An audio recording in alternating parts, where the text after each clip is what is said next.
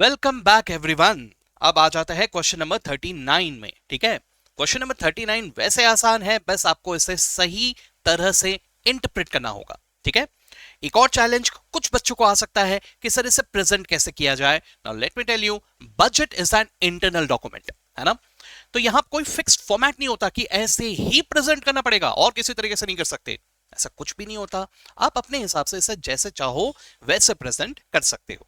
ठीक है, अब यहां पर अगर मैं ध्यान से देखूं तो मुझे यहां पे दो अलग अलग तरह के प्रोडक्ट्स के बारे में दिया हुआ है। कौन से दो प्रोडक्ट्स? एक तो है प्रोडक्ट एक्स, एक है प्रोडक्ट वाई। ठीक है, इन दो प्रोडक्ट्स को बनाने के लिए मेरे पास दो तरह के रॉ मटेरियल है। एक है रॉ मटेरियल ए, एक है रॉ मटेरियल बी। ये दो तरह के मटेरियल मुझे लग रहे हैं। ठीक है, ओके। अब मुझे प्रोडक्ट एक्स और प्रोडक्ट वाई, इन दोनों का प्रोडक्शन ऑलरेडी क्वेश्चन में दिया हुआ है। कितने यूनिट्स मुझे प्रोड्यूस करने, ये मुझे क्वेश्चन में दिया हुआ है। बहुत अच्छी बात है। ठीक है, तो प्रोडक्शन बजट मुझे क्वेश्चन में ऑलरेडी दिया हुआ है। ठीक है, अब मुझे यहां क्या दिया है, जरा ध्यान से देखिए। ये जो यहां नजर आ रहा है आपको, ये है एक्स बनाने के लिए और वाई बनाने के लिए कितने यूनिट्स ऑफ रॉ मटेरियल मुझे लगेंगे।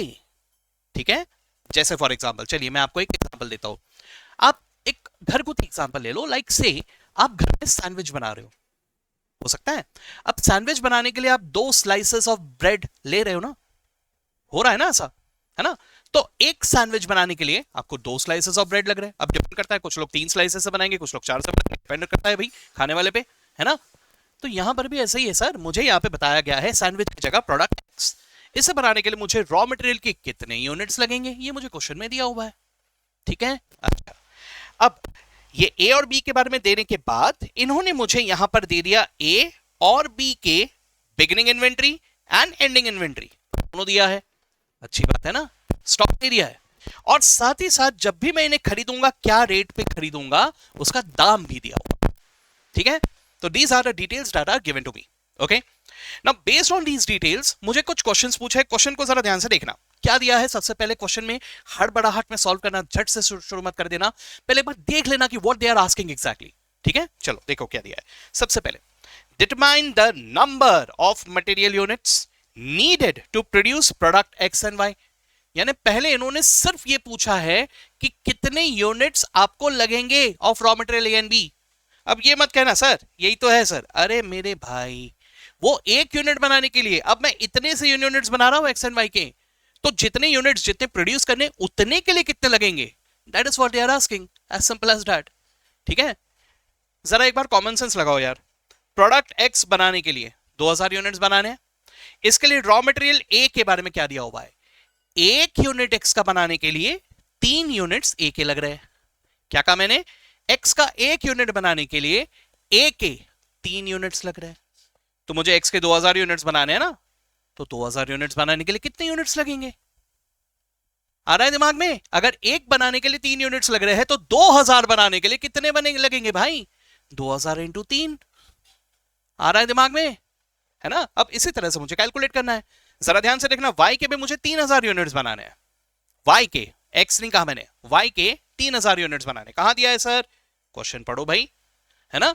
तो 3000 यूनिट्स के लिए मुझे कितना रॉ मटेरियल लगेगा, देखो वहां पे क्या दिया है, वाई के एक यूनिट के लिए मुझे एक ही यूनिट ए का लग रहा है। सही डेटा सही जगह से आपको पिक करना पड़ेगा।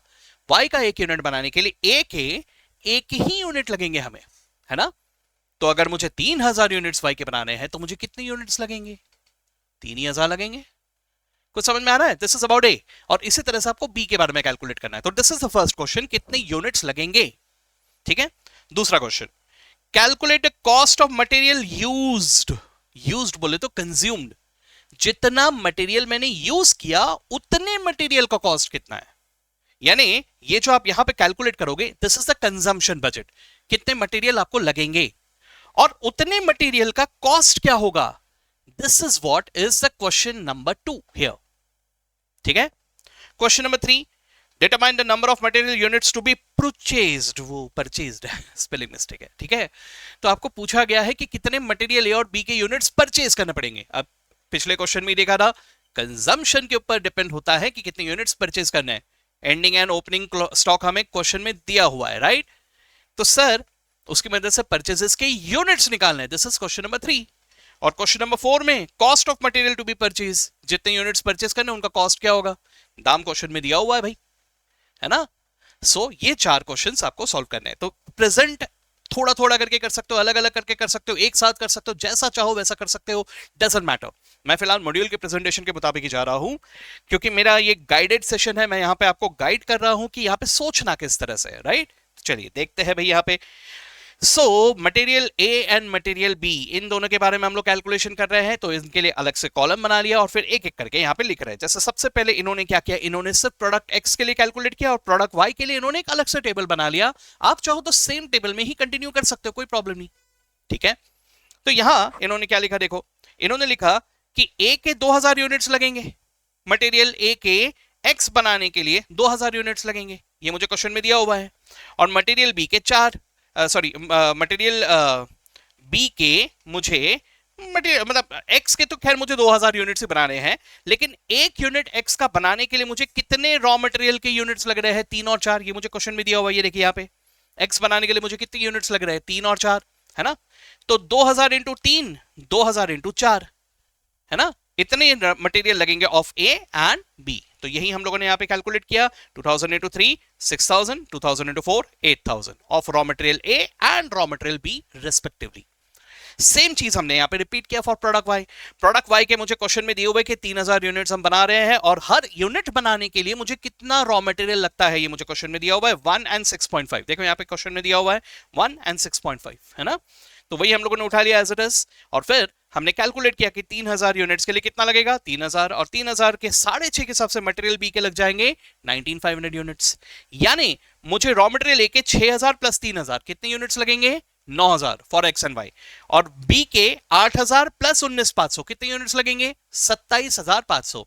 This is what they have mentioned in this table. आप चाहो तो ये सेम टेबल में कंटिन्यू करके उसको सिंपल टोटल ले लो, ठीक है। तो ये आ गया मुझे रॉ मटेरियल ए का रिक्वायरमेंट, ये है रॉ मटेरियल बी का requirement, but this is the material to be consumed, है ना। ओके अब हमें इसका कॉस्ट भी पूछा गया है, कॉस्ट भी पूछा गया है। तो भाई दाम तो क्वेश्चन में दिया हुआ है ना, 2 रुपए का ए है और 1.2 का बी है, तो बस मल्टीप्लाई कर लो, 9000 into 2, this is the cost of consumption, 27500 of B at the rate 1.2, this is the cost of consumption of raw material B। ठीक है, क्लियर, चलो बढ़िया।